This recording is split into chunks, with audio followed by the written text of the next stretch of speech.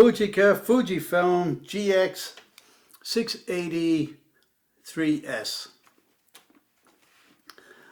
They make 3 or 4 models of this camera. The 680 Pro. Then they make an updated version, 680 Pro 2, the 680 Pro 3, and finally the 680 Pro 3S. The S camera does not have the front tilt and swing functions. Okay, so what's so good about this camera? Well, first of all, the film format is 6 centimeters by 8 centimeters, as opposed to a Mamiya, which, you know, the more common 6 by 7. I actually think the larger the negative, the better the result. So that's why I went for the 6 by 8. This one has interchangeable lenses. Right here is the lens. Let me show you how to take it off. Look at that. That tilts forward. There it is. There's the lens. This one is a 100mm lens. Let me put it back there. You see how quickly it's did I have this, you know, a little more difficult when you're not in front of the camera. There it is. Beautiful lens. They call this the EBC, which means electron beam coated. Fuji's proprietary lens coating. Now, another nice feature about this lens, apart from its quality, is the f-stop adjustment. On this one it goes right up to f45, f4. I really like the knob. You got a pair of gloves on and you're outside, you know, it's very easy to operate. Now, it also has a nice window with quite large letters for the f-stop readout, as well as on the side, which is actually very handy. For those of you who've been outside and trying to find the f-stop, this is really, really good. Electronic leaf shutter. So this camera requires a battery. Now on this particular camera, I'll show you where the battery goes. Just turn this on its back. And the battery goes right here. You take this out, and as you'll see, 3 little lithium batteries. That battery operates all the functions of the camera.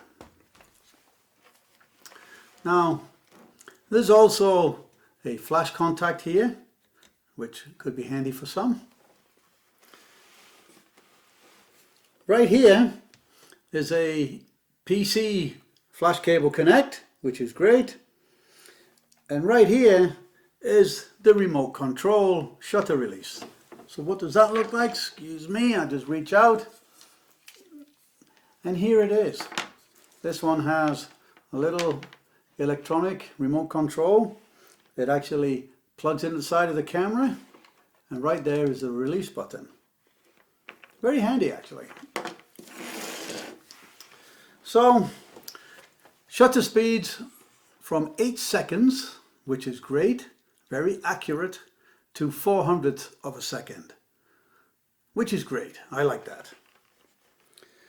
Here is the forward and back focusing. If I turn this around a little bit, you'll see that, forward and back. Here is the bellows. Let me just stroke that back. This is very smooth. There is no backlash, no slack. This is 100% positive. It's great. Right here is the little brake. So you want to set the focus and lock it. Right here is the focus lock. Works really well, very simple to use. Okay, another great feature about this camera, I like the big knobs. If you're outside and you're wearing gloves, these knobs are really, really good. They're nice and big. They've got rubber on the side, so lots of grip. It's really good. So here is the shutter mechanism. And once again, I like the way they've done it. Not only do they have the shutter speed on the top here, where my finger is, it's also on the side, which is really good.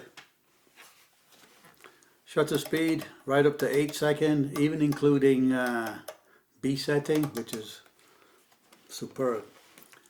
This white button here is the shutter release. Now, it's not a mechanical release, it is electronic contact. So you press this, no effort, there's no mechanical pushback, you just press it very gently and shutter fires. The knob here is the on-off.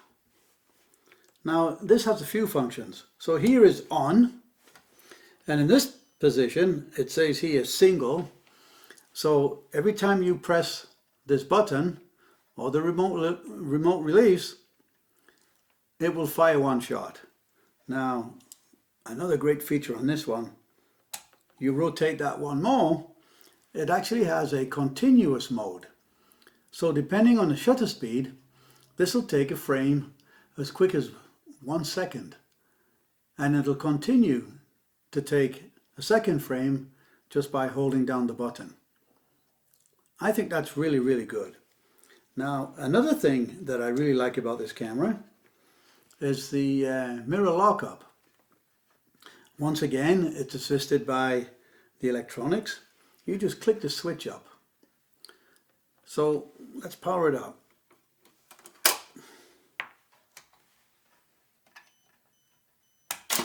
You hear that? That's the mirror locked into place. Turn it off. You hear it very clearly, you hear it. So you can focus this camera and then lock up the mirror, and it'll stay locked up until you turn this down. And then you can use continuous mode to keep firing. Great, it's really, really good. It's a very good feature. You don't have to touch the camera, it'll reduce the vibration. The mirror lockup function on this one is actually superb. I really, really do like it. So put that back down to normal. Now, here is the dark slide. This is the dark slide. The dark slide, if it's inserted, will prevent you from false firing the camera. You will not be able to advance to the next photograph or take a photograph with this slide in. Actually, on here there's an LCD window that starts flashing that tells you there's an issue. It won't let you take a photograph. Bit of a warning sign. It's actually really, really good. Here is the waist level viewfinder. Typical of these cameras, these waist level viewfinders, this one is nice and big. You get the 100% viewing of what the lens sees, which I really like. I don't like this 90% stuff. I like to see everything in there. And it also has the typical pop-up focusing lens inside for these waist level viewfinders. They're good. This is actually nice and bright. When I compare this to the Mamiya f4 lens, they are about the same. In fact, I think this one is just a little bit brighter, but very, very good. Now, as with all these cameras, I highly recommend you get the Reflex or Prism viewfinder. And here it is. This is it.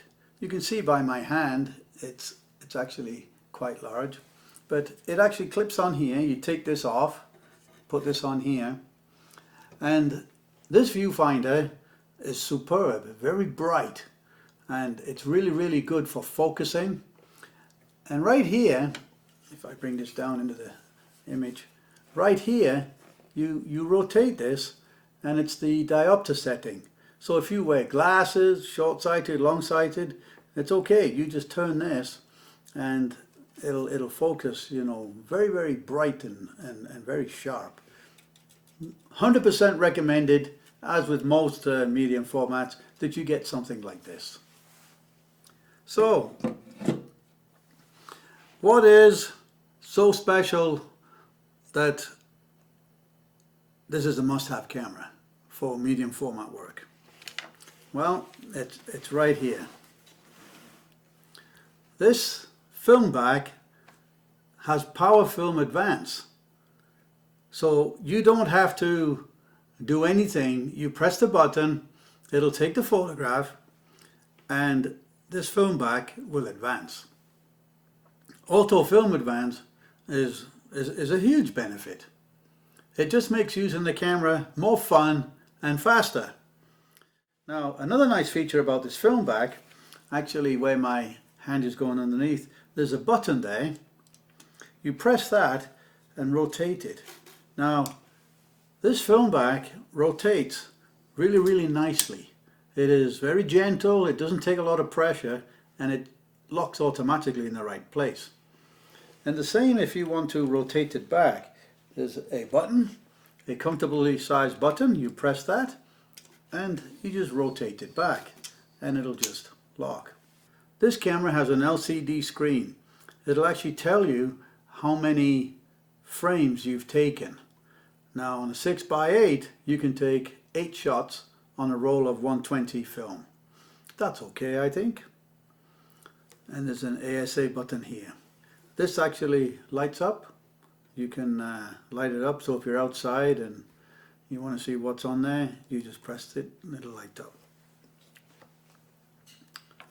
Absolutely wonderful. So let me just move that to one side here. I got a separate film back to show you. So here it is. Now to load the film, you just open this up, press it down, open it, and then you see these two buttons, you just squeeze them together and this lifts right out. But it's really quick. You just pick it up, you drop it in there, push it in, close it, done. Amazing. Very simple, very, very good. There's no batteries in this.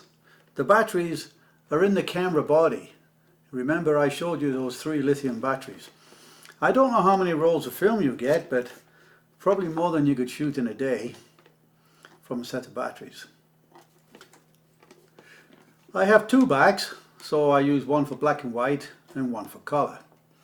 That's the #1 feature I like about this camera, is the Power Film Advance. The spacing is spot on. There's no odd spacing between frames. It's really, really good. And changing the film back is also just a breeze. You press the same button and you just rotate it and it lifts right off like that. Now there's a white dot on here and there's a white dot there. You just line these up and rotate it. That's it. Very, very simple to use. Now when I bought this camera, I had no manual, but in 5-10 minutes I pretty much had 99% of it figured out. An absolutely superb camera. Here is another lens. This one is the 135mm f5.6, and you can see how compact it is. You know, it fits in my hand. Now if you look at the Mamiya 135mm lenses, they're more than double the weight and physically larger. So these are really good. They're not made from solid metal. They are very, very well made. There's a lot of very high quality composite plastics, and in today's world one shouldn't worry about it. There's lots of composite type plastic materials in aircraft, and those things are flying at 38,000 feet. So if it's good enough for an airplane, then I'm sure it's good enough for a camera. So that's my review. Can I fault this camera? No. It's just a very, very good, well-made camera.